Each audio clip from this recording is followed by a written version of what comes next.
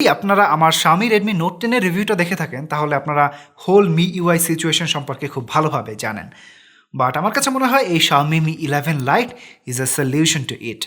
এটাতে Xiaomi Redmi Note 10 Pro Max এর সকল ভালো জিনিসও আছে, প্লাস এখানে খুব সুন্দর একটা সফটওয়্যার এক্সপিরিয়েন্সও পাবেন অ্যাট অ্যারাউন্ড 25-26 হাজার টাকার মধ্যেই।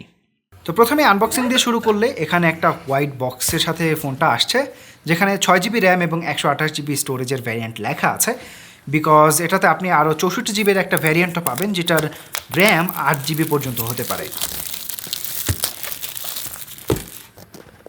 এরপরে বক্সের মধ্যে পেয়ে যাবেন একটা সিম ইজেক্টর পিন, কিছু পেপার ওয়ার্ক এবং একটা USB-C to 3.5mm headphone Jack converter.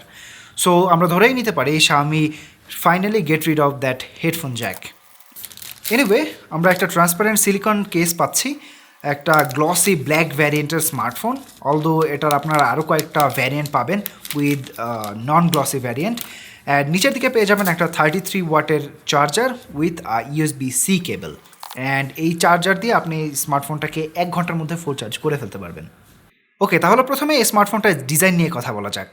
প্রথমে যখন এই স্মার্টফোনটা আমি হাতে নিই তখন আমার কাছে অনেক বেশি ডিফারেন্ট মনে হয়েছিল। এটা অনেক বেশি স্লিক একটা ডিজাইন, এটা অনেক বেশি লাইট ওয়েট এবং খুবই কমফোর্টেবল ইউজ করতে গেলে। অ্যাকচুয়ালি এটা আমার রিসেন্টলি ব্যবহার করা স্মার্টফোনগুলোর মধ্যে একদম থিনেস্ট স্মার্টফোন। এটা খুবই পাতলা একটা স্মার্টফোন, এটা হয়তো আপনারা ভিডিওতে দেখতে পাচ্ছেন। অ্যান্ড রেফারেন্সের জন্য বলে রাখি, এটা 157 গ্রাম ওজনের এবং এটা 2018 সালের পোকো ফোনের মতো স্লিম, একদম খুবই স্লিম একটা স্মার্টফোন। ইভেন এত স্লিম হওয়ার পরেও স্মার্টফোনটার মধ্যে 4250 মিলিঅ্যাম্পের একটা ব্যাটারি ব্যবহার করা হয়েছে। শিওরলি এই গ্লসি গ্লাস ব্যাকপার্টটা খুবই ফিঙ্গারপ্রিন্ট ম্যাগনেট, বাট এটা দেখতে অনেক বেশি প্রিমিয়াম লাগে। অ্যান্ড চাইলে আপনারা এটা মাঝে মধ্যে মিরর হিসেবেও ব্যবহার করতে পারবেন। এখানে ব্যবহার করা 64 মেগাপিক্সেলের ট্রিপল ক্যামেরা সেটআপটা একদম Xiaomi Mi 11 স্মার্টফোনটার মতো। এখানে ব্যবহার করা হয়েছে একটা IR সেন্সর, রয়েছে হাইব্রিড ডুয়েল সিম, যেখানে একই সাথে 2টা সিম অথবা একটা সিম একটা SD কার্ড ইউজ করা যাবে। এখানে রয়েছে NFC এর সুবিধা, IP53 splash resistant, and the dual stereo speaker is pretty good.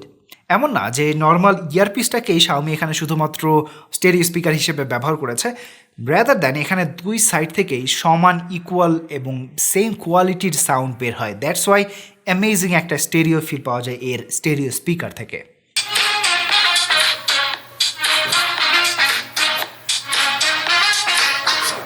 যদিও আমার কাছে এই সাইড মাউন্টেড ফিঙ্গারপ্রিন্ট সেন্সরটা খুব একটা ভালো লাগে না, বিকজ অনেক সময় ফোনটা হাতে নিলে অটোমেটিক্যালি আনলক হয়ে যায়, বিকজ আঙুলটা ডিরেক্টলি ওখানে গিয়ে পড়ে। অ্যান্ড প্লিজ আমাকে কমেন্ট সেকশনে জানিয়ে দিন আপনাদের কাছে এই সাইড মাউন্টেড ফিঙ্গারপ্রিন্ট সেন্সরটা কেমন লাগে। আর এতক্ষণ পর্যন্ত যদি ভিডিওটা ভালো লেগে থাকে তাহলে ভিডিওতে লাইক দিয়ে চ্যানেলে সাবস্ক্রাইব করে বেল বাটনে ক্লিক করে রাখবেন। ওকে, এবার ডিসপ্লে নিয়ে কথা বলা যাক। এখানে ব্যবহার করা হয়েছে 6.55 ইঞ্চ ফুল HD প্লাস 90 হার্টজের অ্যামোলেড ডিসপ্লে। এখানে প্রোটেক্ট করা হয়েছে কর্নিং গরিলা গ্লাস 5 দিয়ে এবং এটার ব্রাইটনেস 500 নিটস পর্যন্ত যেতে পারে। শিওরলি এই প্রাইস রেঞ্জের অনেক স্মার্টফোন আছে যেগুলোতে 120 হার্টজের ডিসপ্লে ব্যবহার করা হয়েছে, বাট যেহেতু এটা একটা অ্যামোলেড ডিসপ্লে এবং এটা টাচ স্যাম্পলিং রেট 240 হার্টজ, সেই জন্য এটা আমার কাছে মোটেও ব্ল্যাক বিহাইন্ড মনে হয় না। এটাকে বেশ ভালো একটা ডিসপ্লেই আমার কাছে মনে হয়েছে। ফোনটার UI navigation, social media browsing, even game খেলার সময়ও খুবই স্মুথ এবং ল্যাগ ফ্রি একটা এক্সপিরিয়েন্স পেয়েছি। আমি আবার বলছি, আপনারা যদি আমার Redmi Note 10 এর রিভিউটা দেখে থাকে তাহলে সেখানে আমি অনেক প্রবলেম ফেস করেছি, যেগুলো সিমিলারলি Redmi Note 10 Pro Max-এও আছে। অ্যান্ড আমার যখন এই স্মার্টফোনটা ব্যবহার করেছি তখন সেরকম কোনো ল্যাগ আর হিকাপজনিত ইস্যুস এখানে আমি ফেস করিনি। সো আমার কাছে ডেফিনেটলি মনে হয় Xiaomi তাদের Redmi Note 10 সিরিজ থেকে এই স্মার্টফোনটাতে বেশি বাগ ফিক্সিংয়ের দিকে নজর দিয়েছে। আর ফিচার্সের কথা বললে এখানে আপনি এখনও কল রেকর্ড করতে পারবেন।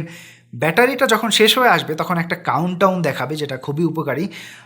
এখানে খুব একটা ব্লটওয়্যার নেই। ওয়ালপেপারও আপনি ইউজ করতে পারবেন, লাইভ ওয়ালপেপার, যেগুলো একটা ফিক্সড টাইম ফ্রেম পরে চেঞ্জ হতে থাকবে। ডার্ক মোড রয়েছে যেখানে এনহ্যান্সড রিডিং মোড আছে। সেকেন্ড স্পেস রয়েছে যেখানে আপনি একটা অ্যাপের ক্লোন ইউজ করতে পারবেন এবং ব্যাটারিটা 1 ঘন্টার মধ্যে চার্জ করে ফেলতে পারবে 33 ওয়াটের চার্জার দিয়ে, এবং এছাড়া অ্যানিমেশনটা খুবই সুন্দর লাগে। অ্যান্ড রেগুলার ইউআই এর পাশাপাশি ক্যামেরার ইউআইয়ের মধ্যেও এখানে একদম হাই এন্ড Xiaomi স্মার্টফোনগুলোর মতো সকল ফিচার আপনি এখানে পাবেন।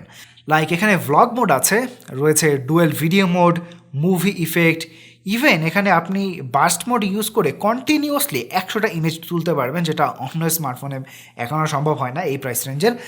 ইভেন ফানি কিছু জিনিস আছে যেমন ক্লোন মোড, যেটা ভিডিওর ক্ষেত্রে খুবই কাজে লাগে।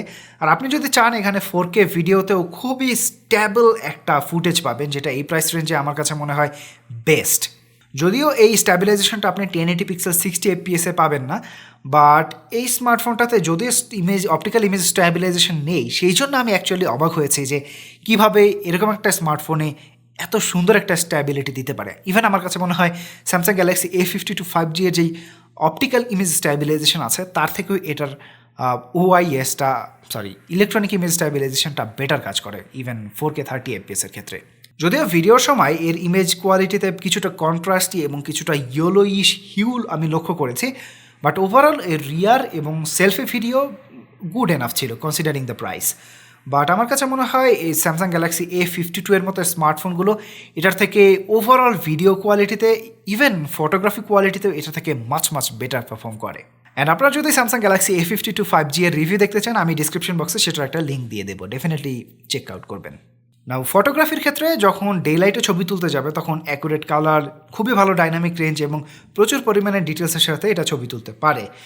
যদিও আলট্রা ওয়াইড ক্যামেরাটা কিছুটা ডার্কার এবং পিঙ্কিশ টিন্টের সাথে ছবি তোলে, স্পেশালি শ্যাডো এরিয়াসে। অ্যাজ আপনারা ছবিতে দেখতে পাচ্ছেন এই রোডটা, এই পাহাড়টা এবং এই মসজিদের শ্যাডো এরিয়াগুলোতে সব জায়গায় কিছুটা পিঙ্কিশ টিন্ট আমি লক্ষ্য করেছি।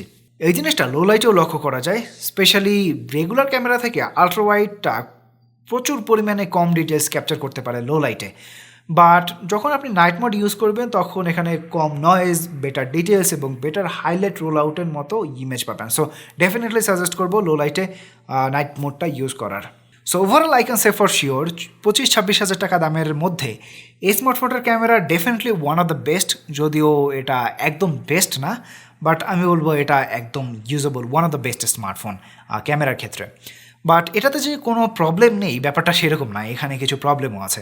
লাইক এখানে 64 মেগাপিক্সেলের ক্যামেরা শ্যুট করতে পারে।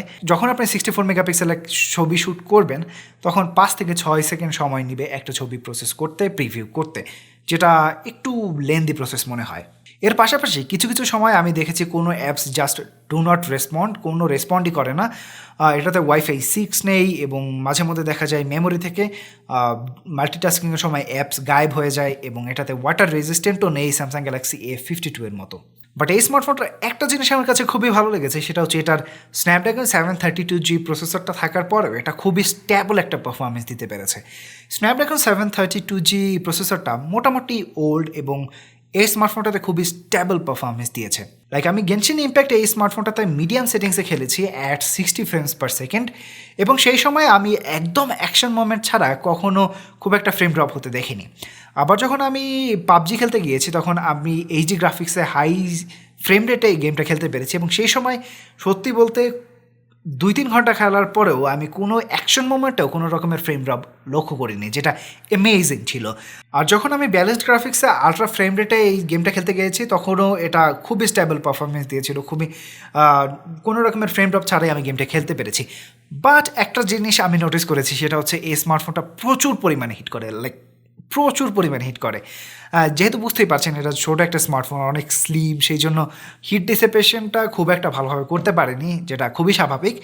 বাট এখানে ভালো ব্যাপার হচ্ছে যদি এই স্মার্টফোনটা প্রচুর পরিমাণে গরম হয় এটার পারফরমেন্সে কোনো রকমের ইফেক্টই পড়ে না। এটার টেম্পারেচার প্রচুর পরিমাণে হাই হয়, বাট গেম খেলার সময় কখনোই আপনি ফ্রেম ড্রপ লক্ষ্য করবেন না, যেটা আপনারা আমাদের স্ট্রেস টেস্টের গ্রাফটা দেখলেই বুঝতে পারবেন। একদম কোথাও ফ্রেম ড্রপ বা কোথাও পারফরমেন্স ড্রপ করছে না, যেটা খুবই ভালো ব্যাপার। মানে স্মার্টফোনটা গরম হবে কিন্তু পারফরমেন্স ড্রপ করবে না, দ্যাটস গুড। আর এটা ব্যাটারি ব্যাকআপ নিয়ে সর্বশেষ কথা বললে, আমার মতো ইউজার হলে আপনারা ডেইলি 1 দিনের ব্যাটারি ব্যাকআপ পাবেন। আর যদি একটু কম ইউজ করেন তাহলে দেখা যাবে 1.5 দিনের ব্যাটারি ব্যাকআপ পেয়ে যাবেন। আমার কাছে মনে হয় না এটা ব্যাটারি ব্যাকআপ নিয়ে খুব একটা প্রবলেম হবে। আর যেহেতু এটা অ্যামোলেড ডিসপ্লে, আবার 120 হার্টজও না, 90 হার্টজের ডিসপ্লে, সো দুই দিক দিয়ে কিছুটা ব্যাটারি সেভিংয়ের অপশনস থাকছে। আর ফাস্ট চার্জিং তো থাকছেই, 33 ওয়াট, যেটা দিয়ে আপনি 30 মিনিটে 60% মতো চার্জ করে ফেলতে পারবেন, which is amazing. So overall আমার কাছে মনে হয়েছে Xiaomi Mi 11 Lite Redmi Note 10 Pro Max থেকে অনেক বেটার ফিচার দিচ্ছে। সত্যি বলতে Redmi Note 10 Pro Max আর এইটার মধ্যে 120 Hz ডিসপ্লে আর 90 Hz ডিসপ্লে, এই দুইটা ছাড়া খুব একটা পার্থক্য আপনারা চোখে পড়বে না। বাট এটার যে সফটওয়্যার এক্সপিরিয়েন্স পাবেন সেটা রেডমি নোট 10 প্রো ম্যাক্স থেকে ওয়ে বেটার, মানে অনেক বেটার। সো আমি বলতেই পারি যে যারা রেডমি নোট 10 প্রো বা নোট 10 প্রো ম্যাক্স কেনার ট্রাই করছেন, তারা ওইটা বাদ দিয়ে যদি Xiaomi Mi 11 লাইটটা নেন, তাহলে আমার কাছে মনে হয় আপনারা বেটার একটা ডিল পাবেন সব দিক থেকেই বিবেচনা করলে। তো আপনাদের কাছে Xiaomi Mi 11 লাইট কেমন লাগলো সেটা ডেফিনেটলি আমাদেরকে কমেন্ট সেকশনে জানিয়ে দিন। আর ভিডিও ভালো লাগলে ভিডিওতে লাইক দিয়ে চ্যানেলে সাবস্ক্রাইব করে বেল বাটনে ক্লিক করে রাখবেন। তো আজকের মতো এখানে বিদায় নিচ্ছি, টাটা বাই বাই, দেখা হবে পরে কোনো ভিডিওতে।